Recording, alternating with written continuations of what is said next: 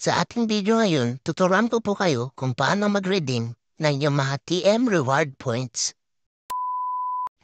Una sa lahat, buksan po natin ang ating mga Globe One app. Kung wala pa po kayo nito, pwede po kayong mag-download sa Play Store o kaya App Store at i-register ang iyong mga TM o Globe mobile number. At kapag nabuksan na po natin at nandito na po tayo sa homepage ng ating mga Globe One app, makikita po natin dito ang All New Rewards. I-click lamang po natin ito. Makikita po natin diyan ang ating reward points. I-click lamang po natin yan para po mag-proceed sa mga promos na pagpipilian po. At nandito na nga po tayo, makikita po natin dyan ang iba't ibang promos ni TM na pasok po sa ating mga reward points. Nakikita po natin dyan, meron 5 points, 10 points, 1 point, at iba pa. So dito po sa Just For You, makikita po natin dyan, meron din donation. Depende po sa gusto po ninyong charity.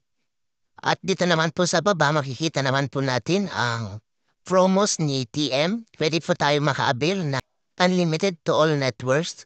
At pwede rin po tayo makaabil na 100 MB na data po na pwede natin gamitin sa pang-browse sa ating mga paboritong social media application. Since meron po tayong 1.16 na naipon na points, pwede po natin i-abil itong 100 MB of data valid for 1 day.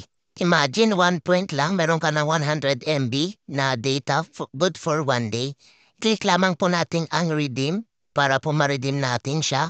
Pwede rin po natin isend ito as reward gifts sa ating mga close friends or loved ones. So ganyan lamang po kadali ang mag-redeem ng ating mga naipon na points sa ating mga Globe One app. Only in Globe One app po. Kaya kung wala pa po kayong Globe One app, pwede niyo po itong download sa Play Store or App Store. At dito po sa homepage, makikita po natin ang ating na-redeem na reward points. Ipindot lamang po natin yan. Dito po makikita po natin ang ating mga data usage.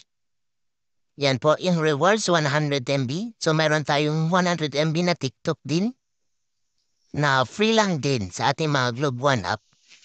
So ganyan lang po kadali ang mag-redeem ng Globe One reward points.